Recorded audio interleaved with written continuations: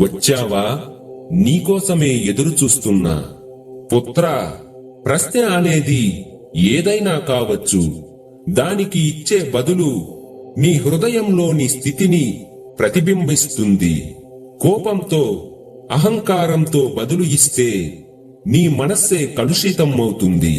కాని ప్రేమతో, క్షమతో, శాంతితో బదులు ఇస్తే నీ ఆత్మ స్వచ్ఛత పొందుతుంది.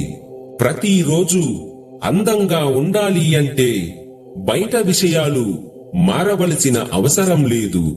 నీ యొక్క హృదయ స్పందన మారితే చాలు. ఎందుకంటే బాహ్య ప్రపంచం నీ అంతర్గత ప్రపంచానికి ప్రతిబింబం మాత్రమే. నీ మనస్సులో శాంతి ఉంటే చుట్టూ ఉన్న ప్రతిదీ కూడా శాంతితో నిండిపోతుంది. పుత్రా, ప్రేమతో బదులు ఇవ్వడం అంటే అది బలహీనత కాదు, అది పరమ బలం వంటిది. దానిని సాధించినవాడు అహంకారాన్ని జయిస్తాడు, కోపాన్ని కరిగిస్తాడు, ద్వేషాన్ని దూరం చేస్తాడు. ఇలాంటి హృదయం కలవాడు సగం ప్రపంచాన్ని గెలిచినట్టే. ఎందుకంటే ప్రేమతో మాట్లాడిన మాట ఆత్మతో తాకిన సత్యం. పుత్రా, మాట ఏ గోడనైనా కూలగొడుతుంది, ఏ హృదయాన్నైనా కలుపుతుంది. పుత్రా, ఆత్మవిశ్వాసం అనేది నీలోని దివ్యశక్తి యొక్క ప్రతిబింబం. దానిని ఎప్పుడూ దేని కారణంగా అయినా కోల్పోవద్దు. ప్రపంచం ఎంత కఠినంగా మారినా, పరిస్థితి ఎంత విపరీతంగా ఉన్నా నీలోని ఆత్మశక్తి అజరామరమైనది. మనిషి విశ్వాసాన్ని కోల్పోయినప్పుడు తనలోని దైవ స్వరూపాన్ని మరచిపోతాడు. కాని ధైర్యంగా ప్రయత్నిస్తే వారు తెలుసుకుంటారు ప్రతి అడుగు వెనుక దైవ సంకల్పం ఉంది అని. నీవు పడిన ప్రతి సవాళ్లు నీవు బలపరచడానికి, నీలోని శక్తిని మేల్కొల్పడానికి వచ్చినదే. గుర్తుంచుకో పుత్రా, దైవం ఎప్పుడూ నీకు సాధ్యమయ్యే బాధ్యతనే ఇస్తాడు. నీవు దానిని విశ్వంతో స్వీకరిస్తే తనకు తానుగా దారి తెరుచుకుంటుంది. కనుక నీ హృదయంలో భయాన్ని కాకుండా నీలోని ధైర్యాన్ని గుర్తించు.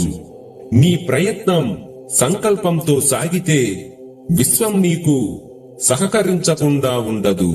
పుత్రా, విజయం నీకు వరించినప్పుడు గర్వించకు. ఓటమి ఎదురైనప్పుడు నిరాశ చెందకు.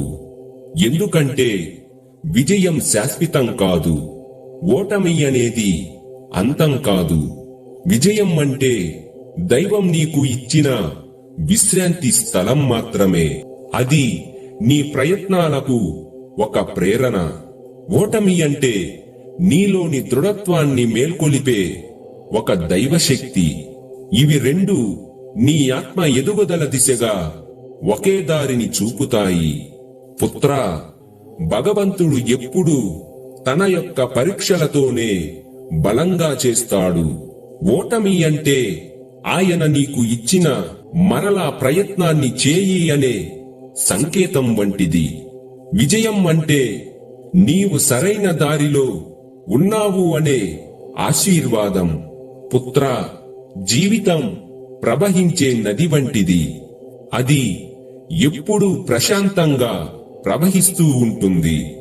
ఎప్పుడో ఉప్పొంగి తన యొక్క దిశను మార్చుకుంటుంది. కాని చివరికి తను సముద్రం చేరుతుంది.